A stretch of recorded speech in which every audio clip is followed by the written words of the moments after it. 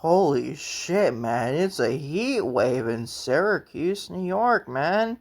It's going to a high of 43 as of Tuesday. That's for like 90 degrees this time of year, man. Am I right? Yeah, it is what it is. What is going on, everybody? Welcome to episode Lucas E. Allen 1018 on YouTube and all audio platforms. Lucas E. Allen Show. Which latest edition of LimitsCenter for your Sunday, February 15th of 2026. I don't know what freaking day it is. The day after Valentine's Day, to say at least. And it's funny. You know what's funny to me, ladies and gentlemen, before we get started with today's podcast? I find it freaking hilarious that this year in 2026 right now, that for February 13th and February 14th, Valentine's Day is for February 14th, this year, landed the previous day, landed on Friday the 13th. Isn't that fucking crazy? And then after you celebrate Valentine's Day, complete two opposite freaking things, to say at least. Romantic stuff and obviously nightmare stuff, to say at least. Horror movies as well. And that's just fine. I'm finding it interesting that's the case. Well, it's a different conversation for another day, ladies and gentlemen. Anyways, what is going on, right? Well, how y'all doing today? Let me know in the comments section how your day is going for your Sunday, February 15th of 2026. Follow me on social media, Twitter, Instagram, TikTok, and Facebook at Lucas C. Allen. Also, say Cyrus on Twitter, Instagram, and TikTok as well. Watching today's podcast on YouTube, hit the like button on today's podcast. Hit the subscribe button if you've done so already. Turn the bell for our post notifications to up on this channel. And always leave a comment, leave an episode for your Friday, for your Sunday, February 15th of 2026.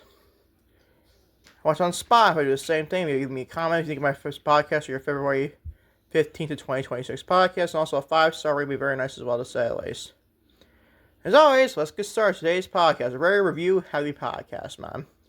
Not much news. I was discussing about Dave Meltzer and Brody King. That's about it. I'm discussing 3 reviews. First, your AEW Dynamite. Not the first AEW review we'll be discussing in today's podcast. Your AEW Dynamite, February 11th, 2026 review. We're going to be discussing that. We'll also be discussing your Friday Night Smackdown, February 13th, 2026 review. Man, this show was a freaking Friday the 13th special, am I right? People, the fucking horror shit that this fucking was of bad. Not like horror, you seem like a bloody murder scene. It's not nothing like Friday the 13th. It's the complete opposite of Friday the 13th, I feel. This show freaking sucked. What an absolute boring show. Boring show, to say at least. We'll discussing that. It's also discussing AEW Grand Slam Australia 2026 review as well. It's the episode of Collision nonetheless too. But it's probably the best, honestly, show my Collision that's ever had in a recent memory, at least last couple years, to say at least. This is on today's podcast. Go ahead, join me. So I was going to today's your Sunday podcast. For your Sunday, February 15th of 2026. Lucas C. Allen 1018 on YouTube. And all audio platforms, Lucas C. Allen Show. It's on today's podcast, ladies and gentlemen. As I had a freaking yell at my damn freaking crazy ass freaking cat that this was done recording just now. Yeah, you over there. You've been a crazy lunatic. Freaking my cat named Bolt, man. Freaking crazy ass cat, ladies and gentlemen. But starting with, you guessed it, your AEW Dynamite February 11th, 2026 review. Starting with Tony Schiavone, brought out Kenny Omega and Swerve Strickland. Strickland said he had taken Omega's spot in AEW while questioning if Omega was going to abuse his executive vice president power to skip the line. Omega responded by promising his goal is to show he was better and would gladly fight him after tempers flattered. Omega slapped Swerve.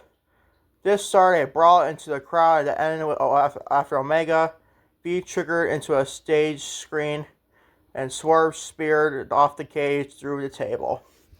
I enjoy this opening AEW Dynamite show. See, this kind of set, honestly, I'm always tell you guys, ladies and gentlemen, when you start to your television show or even a pay-per-view or PLE, depends on your WWE or AEW with that, you gotta set the tone later in the night.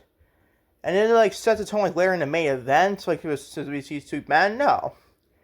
But this sets the tone for like a great brawl. This was a very fun brawl. Gave us a B plus. This was freaking very good if you ask me. Definitely looking forward to Swerve and Omega next week on Dynamite. That's gonna be freaking great. Definitely, this is a very good selling point too to start your show. Man, I'd like to start quite a bit for your Dynamite show. Yeah, originally gave us a B. I was going back and forth between this and a B plus. But I am going with a B plus to say at least. I very much enjoyed this freaking brawl, man. This was freaking great if you ask me.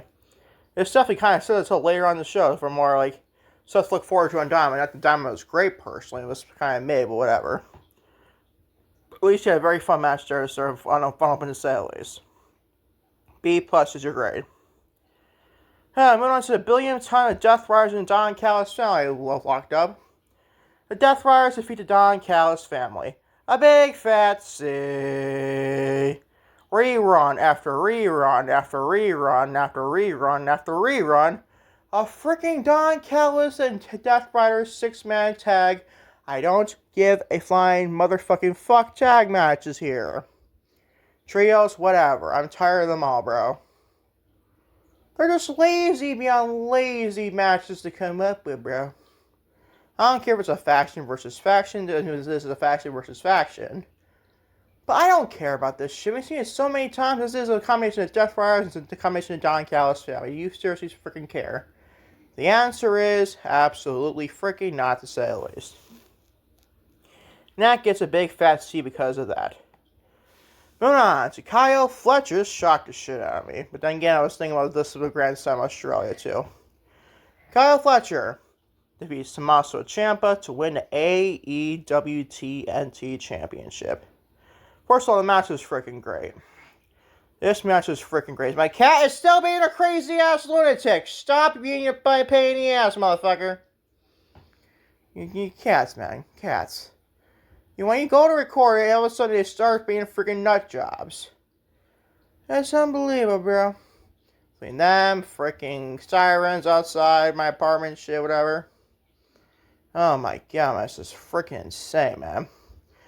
Back to standard programming, not freaking cats sometimes. I love animals, don't get me wrong. Sometimes be crazy ass lunatics, though. But this match was pretty good with Fletcher and Tommaso Ciampa. Love the match, freaking great match to say the least.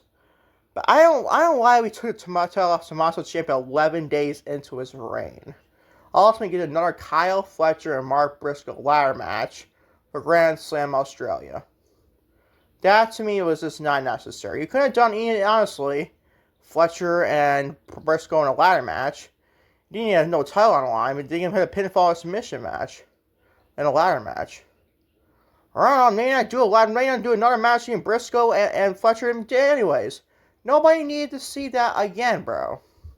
Granted, the ladder match is pretty good on Grand Slam Australia. We'll discuss that in a minute here in the podcast. But he still could have obviously not done it at the same time. Put the title back on, stay on Tommaso Ciampa. And I think Kyle Fletcher's beneath the TNT Championship. Been there, done that. He already won the TNT Championship and pretty one of the better TNT champions, honestly, in recent memory. But still, I don't know why we're putting the title back on Kyle Fletcher to ultimately do another Fletcher and Briscoe match. For then what, dude? You could have said this all happened on no ladder match and no basically like no championship involved. As my cat's still being a freaking maniac. I can't. This is unbelievable. It's unbelievable, bro. It's unbelievable. But back hopefully this time it's staggered programming here. Yeah, I'm looking at you, Bulls. Oh, man. That's my cat for you, people. That's my cat for you. I can't control him. I can't control the cat. But I like the match of Fletcher and Ciampa. What does he do? I tell him to stop, and what does he do, ladies and gentlemen? He goes back and plays more toys. Go play somewhere else. Why now you gotta start with me? I'm not even gonna edit this shit up because I don't fucking care anymore.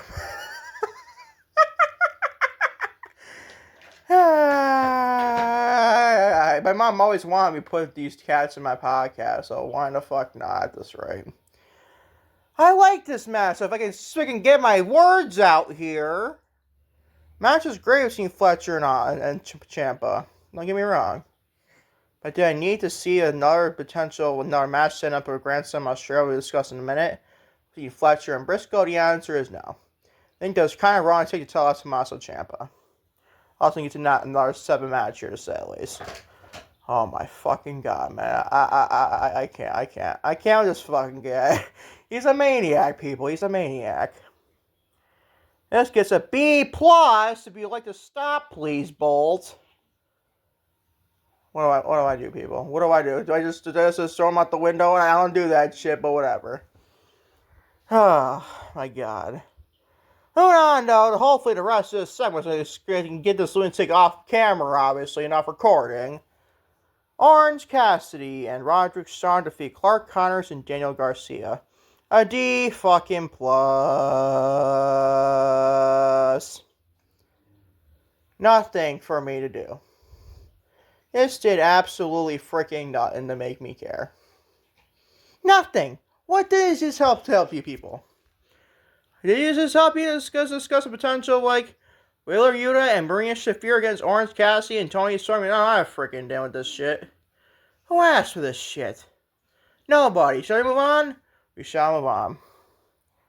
The Young Bucks. Oh my god. Our $1,000,000,000 freaking Young Bucks and FTR match. The Young Bucks defeat Private Party and the Rascals, become the number 1 contenders for AEW World Tag Team Championships. C+. I don't care how good the match was. I don't care. I'm tired. This is basically another trios match. Basically, there's obviously 6 men in 1 match. That's nothing to do with a stipulation part or anything. Or any to go with championship besides the AEW World Tag Team titles. But you don't need this match just to go for that. It's lazy freaking creative. Who are you freaking care seeing FTR and Young Bucks for the 1,000,000th time freaking match here between these 2 tag teams? Again, the AEW World Tag Team Championships. Just make you get interested in that, because I don't freaking know me. Really damn for me to say at least. Fucking boring shit, if you ask me. Lack of freaking creative, if you ask me. Hold on to the main event, though. The very questionable outcome. Otherwise, a very great match, honestly. Tekla defeats Chris Statlander in the main event to win the AEW Women's World Championship in a strap match. If Statlander would have retained here, it would have been an A+. That's how, maybe it's an A. That's how great the match was to me. But the outcome sucked. On what freaking planet is Tekla? On any fucking planet Earth. I don't care how you think of Statlander or anything. Just this thing right here. Why would you put the AEW Women's World Championship on basically a mid-card talent? What does that remind you of, ladies and gentlemen? What does that remind you of? I'm not going to tell you, but look at the other company, WWE, that tells you. Not the only thing it's a women, but so you get the point, honestly. A mid-card. This reminds me kind of like a Maxine Dupree, honestly. Then, granted, Tekla is a lot better than Maxine, don't get me wrong. Tekla is a lot better than Maxine Dupree. Don't get me wrong, Tekla is at least a very talented pro wrestler. But she is not any, you get what I'm saying here. She should not be the AEW Women's Champion. Even if it's a temporary reign, like, why would you take a title off Statlander and you did nothing with this championship? And this woman beat Toni Storm and Mercedes, my girl Mercedes. She being those top women of AEW, they're still lackluster. Because it comes on creative and Tony Khan, people. It comes on Tony Khan. Well, how do you freaking botch it after the match with Mercedes that full year? How do you have Statlander's reign fall off the face of the earth? Also, how Will Nightingale beat Mercedes for a TBS championship? That's fine and dandy. What's she doing in the meantime, though, for her championship? Nothing. Just like helping out the Babes of Wrath and Harley Quinn, Will Nightingale for what, dude? For what? To lose the championship to fucking Tekla? That is freaking terrible booking from Tony Khan. Oh, Graham, I'm not making a comparison to Tekla and Maxine Dupree. I'm not saying Tekla is a bad pro wrestler. She's not a bad pro wrestler. She's at least a lot better than Maxine Dupree, obviously, but I think she's still the same ways to go. You can only start off in a TBS championship, then make her work her way to AEW Women's Championship eventually? No. You put her a B in Statlander for what, dude? For it's a cheap freaking pop. Even if it was a pop, I don't think it would crowd even reacted much this match. That is what it is, bro. I hate seeing Statlander with your championship just like that. Like in that case, you might as well have Mercedes Moné beat a Statlander for a third time. You might as well drop her title back to Toni Storm. It's better than freaking dropping the freaking Tekla. That is not the way you treat Statlander like that. That's not what you should do, Tony Khan. What did this man do? He puts the title on Tekla for what, dude? What, we can get a Tekla, Mercedes, Moné match for All in London. Oh, joy, that's a freaking match for Mercedes since she won her first AEW Women's World Championship in. Or what? You can drop the title to Toni Storm, maybe a Toni Mercedes for the Women's Championship at All in. God knows that this right here, but this is a bad booking decision, if you ask me. Absolutely a terrible booking decision, if you ask me. That's why his brain is not an A, or it was also an A of Statlander or J. That's how great the match was to me. But still, this gets an B, must be to say at least. That is your AEW Dynamite February 11, 2026 review on this podcast. Moving on to your Friday night absolute freaking trash down show. For Friday night Smackdown February 13, 2026 review. Somehow my notes have put 2025. I don't know why I'm still living in 2025 still, people. That's just me for you. After the usual shots of people walking backstage, Tiffany Stretton made her way to the ring for a kick to kick off the show for a promo. She spoke about losing her WWE Women's Championship of Saturday night's main event for November 1st of 2025 against Jade Cargill. About being behind the path to win back the championship thanks to a qualifying for the Elimination Chamber.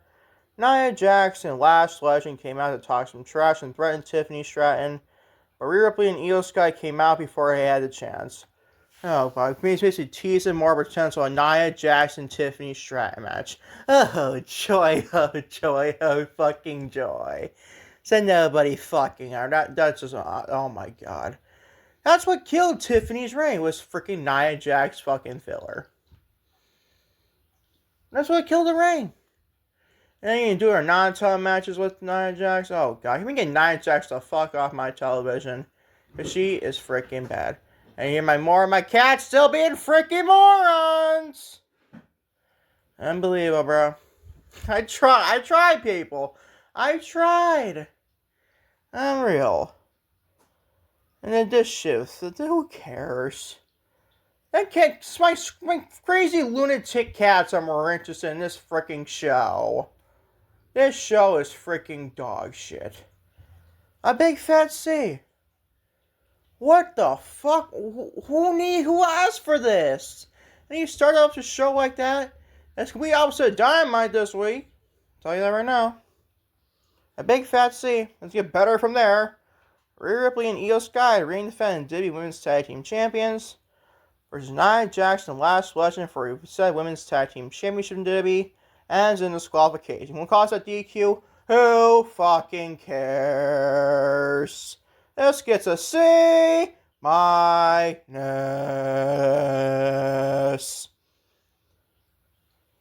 Nia Jax is truly the drizzling shits, dude. Get her the fuck off my television, Triple H. But she is so bad. She is bad, bro. Who fucking cares about Nia Jax in year 2026? We got almost half of so many women better, at least in NXT, than Nia fucking Jax has been her whole career on the main roster. Who cares? Who needs to see this shit? Nobody needs to see Nia Jax, especially when we became Lash Legend and shit, who's basically doing more better shit than when Nia Jax in her whole freaking main roster career times 1,000. Like, who the hell wants to see Nia Jax? God bless you if you're a Nia Jax fan, but I simply can't care for your girl. She is freaking bad, bro. I don't care. C minus, you're freaking great. Speaking of more filler, a 5, 8, 10-man tag match. This can get any fucking worse. The MFTs, nonetheless. Oh, joy, oh, joy, oh, joy. Just put me out of my misery already. The MFTs defeat Carmelo Hayes, the reigning defending WWE Men's United States Champion. Matt Cardona, Ilya Dragunov, Apollo Crews, and I want to freaking puke how many freaking people are in this match, and Shinsuke Nakamura. C minus.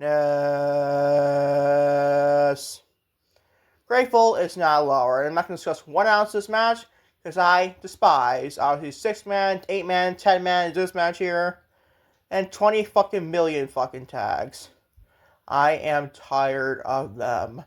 Your max is a 2v2. That's all you get. Even Fatal 4 is fine. Anything else is overkill. This is freaking ridiculous to show this turn. It's a big fat C and 2 C minuses. Oh, joy, Triple H. What a show. Brother. The Hulk Hogan boys. By the way, your highest grade on the show is a triple 3-way tie with B minus. Is there anything to show you from there? Anything else guys go see from there? And on to the tie for the best grade in the show, believe it or not. Alexa Bliss defeats Zelina Vega and Julia, the reigning defending Women's United States Champion, to qualify for a 2026 Elimination Chamber Women's Elimination Chamber match. This gets a B minus, like I said, tie for the best 3-way tie for the best grade in the show. That doesn't mean it's a great match, so it's solid, it's okay. I love Zelina, I love Julia, I love Alexa, but still.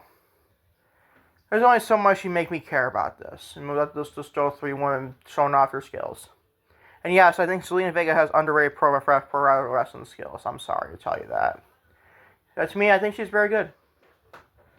Is she like on the best in the freaking ring? No, but she's the best in the microphone. Probably the best women's promo on all freaking women's wrestling right now, honestly. And she's a decent worker.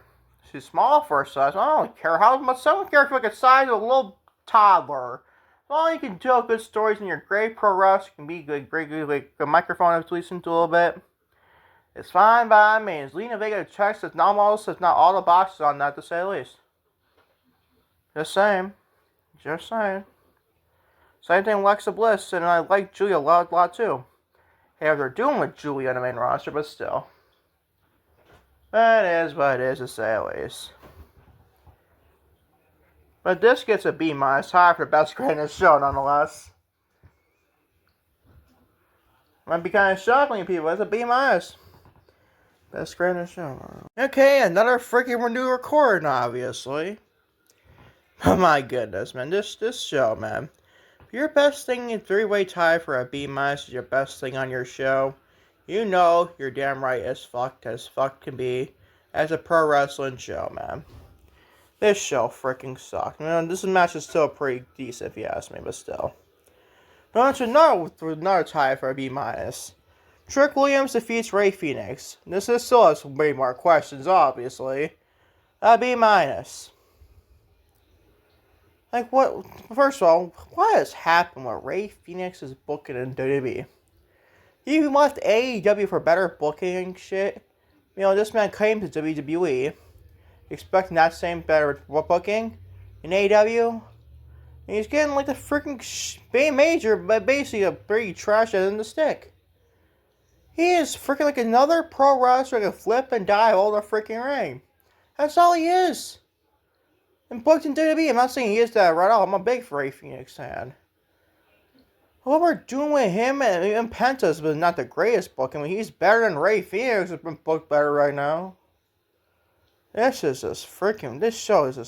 Anybody goes on the show, it's like a freaking like nothing. It's just another pro wrestler. Cody Rhodes feels that same way right now, honestly, to a point. Unbelievable, bro. That's just Smackdown, very nice suckdown for you people. This was a boring, solid freaking match. That was all it is. Barely solid. I'm gonna give it a B minus. Hold on, Jade Cargill finally made her first defenses at WWE Women's Championship. She defeats Jordan Grace to, like I said, retain the WWE Women's Championship. A big fat C. I'll be honest though, it might be a better C, at least finally Jade defend the championship. The first time since she won it in November 1st of 2025 at Saturday Night's main event. I think it took like 3 fucking months to get this woman to defend her championship. It is beyond me, bro. That is just fucking beyond terrible booking. That's just a nutshell for Friday Night Smackdown for you people. So that's what it is. This match is okay, like nothing great at all. Nothing like, it might be kind of harsh to a point, but still. At least Jade finally had a successful defense of her championship. She thought she was going to lose the championship to Jordan Grace. Like, why the fuck would that be the case? She held the championship for 3 months, not even just defend it at all, but still. But this was just a boring match, honestly. I love Jay. Jay is freaking very good. If she's going to be good when she's good at the dancing part, and this could have been that. But the feud sucked. There's no feud around it. There was no feud around this. So how can I care? How can I care, bro? The answer is I can't. Big Fat C. Oh, it's your main event. Cody Rhodes. Oh my god. And this is a freaking boring, terrible way to end. Nothing against Cody Rhodes at all, but still. Cody Rhodes defeats Sami Zayn and Jacob Fatu in the main event to qualify for the 2026 Men's Elimination Chamber match. This gets a B-. Doesn't mean one of my major questions is booking. This is so-called tie for the best grade in the show. Why would Cody Rhodes... Where was Drew... I don't know, McIntyre was out there, obviously, but it backfired for him. Why is Cody Rhodes in the chamber? Why couldn't you just have, I don't know, him, Jacob Fatu, and Drew McIntyre in a triple threat match for the undisputed WWE Championship? We don't need Cody and Drew again at WrestleMania, and then probably do the same thing you're trying to do at the chamber at WrestleMania, in a main event capacity on a lesser WrestleMania 1. The answer is you don't need that.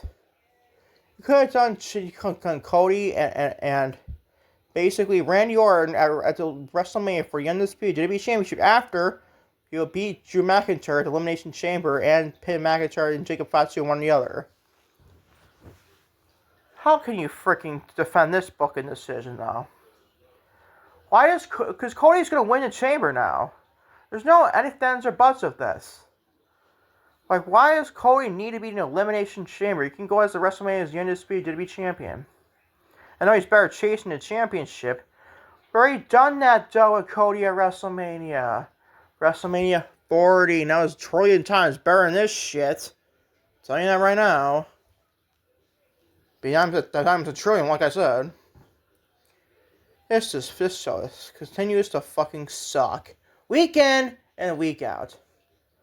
And booking decisions like this, you can't. How can you defend this? What is there to defend? What is there to defend? Nothing. Nothing is for to defend with this shit. According to WWE Freako fan base, they'll find a way to somehow defend this shit. Like no tomorrow, which is what they always fucking do. There's nothing to defend with this. We don't need Cody Rhodes going into WrestleMania as a challenger for the WWE Championship. We don't need that. We don't need that. This main event is to be minus. It was a solid match. I'll call it that, but still, B- to your grade. As your show grade for Friday Night Suckdown, Beyond Suckdown, February 14th, 2026, is a C+. I'm be grateful for that. I really want to give this even a lower grade. I want to give it a big fat C, honestly. I bet the really biggest grade possible, but still. Yeah, that is your Friday Night Suckdown, February 13th, 2026 review on this podcast. And finally, for your LimitsCenter podcast, your Sunday, February 15th, 2026, your AEW Grand Slam Australia Collision episode for 2026 review. Starting Konosuke Takeshita, he takes on Jon Moxley for the AEW Continental Championship. This match ends to start the show, obviously, this ends in a time limit draw. This is pretty fun, man. I love this match. I have this one question, though. Why does he need to go to a time limit draw and not just give Takeshita the championship? I understand why I couldn't just give Takeshita the Continental Championship. It's not like Moxley's lighting the world on fire as AEW Continental Champion. He means the better defending champion, don't get me wrong. Why not pull the trigger and pull on Takeshita win the championship from Moxley? I don't know, man. I thought it would have been a better decision. Especially this show probably be a nice, major TV special. It's Grand Slam Australia, man. So let's find out that to say at least. This gets to be a very fun match to start your show. Kind of sets on a little bit later in the show tonight, a little bit. But like I said, moving on to Babes of Wrath. Will Nightingale and Harley Cameron defend AEW Women's World Tag Team Champions. Will Nightingale being AEW TBS Champion, reign defending. Defeat Megan Bay and Penelope Ford to retain the AEW Women's World Tag Team Championships. This gets a B-. It was an okay, decent match here. It looks like after the match, also saw Megan Bay potentially going after a TBS Championship with Will Nightingale. You know, I'll honestly get the championship too. Megan Bay there. Obviously, Will just ended the 584-day TBS Championship reign Mercedes Moné, my girl Mercedes Moné, at the end of 2025, December 31st of 2025, a holiday bash of Dynamite. Like, thanks you at least win to have the championship for a little bit, like 100 days at the minimum. But still, Will's got to defend one of the two championships. Or drop one of the two championships. AEW Women's World Tag Team Championship with Harley Cameron. Or the TBS Championship. And I just don't see that being a women's championship right now. The AEW Women's World Tag Team titles right now. I thought it would have dropped it here, honestly. I thought it would drop it here. But he obviously did not do that decision at all. So that would get a B-. I might have Megan Bain honestly beat it TBS champion. Honestly, that's how it fits her kind of right now, honestly, for a gimmick standpoint. But still, this gets a B- to say at least. Moving on to Hangman Adam Page. The guy is controversial in the world right now. His hangout or probably seen online on Marty Skrull. I don't discuss that whatsoever, man. I'm sorry. I just don't discuss that. What do you want me to say? It's just me. What do you want me to say, people? It's not my basic thing to discuss, honestly. I just don't like discussing that at all. But hey, man, Adam Page defeats Andrade El Idolo to become the #1 contender for the AEW World Championship. This gets a B. I'd rather see Andrade win this match, honestly. So I feel it'd be a lot better for Andrade. First of all, Andrade's been booked freaking great. He beat Kenny Omega, former AEW World Heavyweight Champion. Mark Catcher's still being dumbasses. What else is new, man? I can't, man. I cannot wait to get the fuck out of here and yell at my damn cats for all the rest of the freaking night. But this match is good, don't get me wrong. But hey, Andrade beat AEW World Champion Kenny Omega. And he just loses to Hangman Adam Page. I'll just go full throttle this push right now. And have him face MJF at Revolution. He's probably going to lose there, don't get me wrong. He's definitely going to lose to MJF at Revolution. But at least give him that shot. He's been booked so great. I'd rather have him than honestly Hangman Adam Page against MJF for Revolution, honestly. Just seems fresh, honestly. And just going back to Hangman and MJF, you know what? I don't want to see that again. Match should be fun, don't get me wrong. We've seen our full gear for the Forbidden Door match of 2025, but still. But this gets to be a very fun match, so nonetheless. Moving on to Orange Cassidy. My cats will stop, you morons! Stop it! Now it's my cat named Katsumi. No, her name is Katsumi, but my god, bro, whatever. Let's just get the fuck out of here. Orange Cassidy and Tony Storm. Timeless Tony Storm. Defeat Wheeler Yuta and Marina Shafir. And also, I guess after the match, Wheeler Yuta's got to shave his head bald. At least most of his bald. I don't know if I talked to the camera, whatever. This gets a C+. It was a kind of a decent moment, but still, Wheeler getting his head shaved off with all his hair nonetheless. He's very hairy. But still. Probably the worst. This is the worst thing on the show, but it's not that worst, great possible. It's a C+ right in the middle. It's like that's like a big fat C or lower, but still. This gets a C+, so nothing else to discuss on this, though. Nothing else to discuss at all, ladies and gentlemen. Moving on to Kyle Fletcher, the reigning defending now AEW TNT Champion. Defeats Mark Briscoe in their 7th match to retain the AEW TNT Championship in a ladder match. This is pretty good if you ask me. Give us a B. Pretty fun ladder match. Like, it's not the best ladder match in recent memory, don't get me wrong. Big B is enough for a ladder match is kind of bad, so to a point. But still.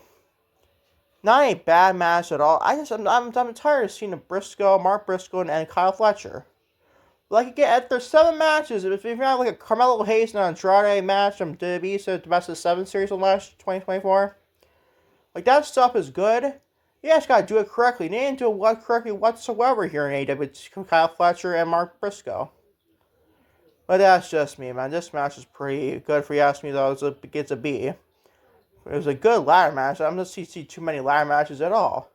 We've seen too many ladder matches, man. We've seen too many of them, to say at least.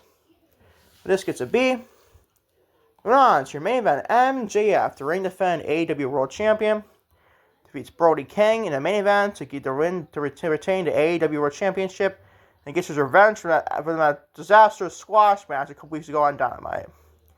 Best thing on the show gets a B+ as it should be. It involves your World Championship and biggest star in the company, the AEW World Championship, and MJF, one of the biggest stars in the world right now.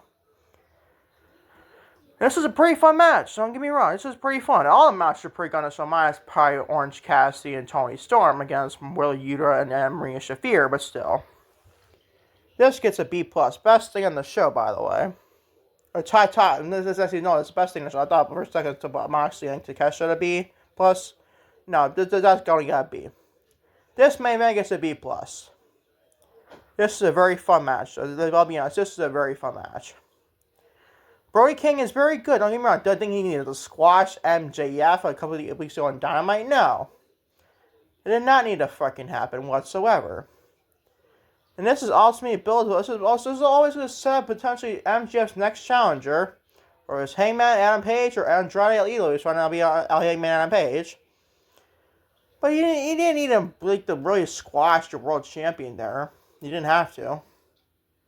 Just build a decent segments and decent storylines. And fuck the Eliminator match. No one wants to see Eliminator matches anymore in AEW. Will we get them? Probably, honestly, sadly. But this gets a B+ from Maven. After the match, Hangman and Page signed the contract, brought the contract, and threatened to punch MJF, but he obviously did not. He fell to the ground, as a heel would probably do. And this gets a B+, a very good match if you ask me for a main event. And this is a B+ is a main event match to say the least. As the overall show grade for AEW Grand Slam Australia 2026 is a B. Very decent show if you ask me for collisions, but definitely a great collision if you ask me for that. But as for a Grand Slam episode of Australia for AEW, I thought it was a decent show to ask me to say the least. That is your AEW Grand Slam Australia 2026 review on this podcast. That is your LimitsCenter podcast for your Sunday, February 15th of 2026. On YouTube, Lucas E. Allen 1018, and all audio platforms, Lucas E. Allen Show. Thank you guys for watching LimitsCenter on YouTube and all audio platforms. Well, YouTube being Lucas E. Allen 1018, and YouTube and Spotify and all audio platforms of Lucas E. Allen Show. Which podcast for your LimitsCenter for your Sunday, February 15th of 2026. And catch y'all next time. Hopefully more content. Knock on wood. Can't really knock on anything. My damn cat, icing on the cake, wants me more of a pain in the ass again. Unbelievable, ladies and gentlemen. I gotta get the fuck out of here and yell at my damn cat for freaking being a pain in the ass all podcast long. All 39 minutes, we're on a 438 for recording here standpoint to say at least. Until next time, and trust me next time, peace and love, everybody. I am out. Cheer. Love you all big time.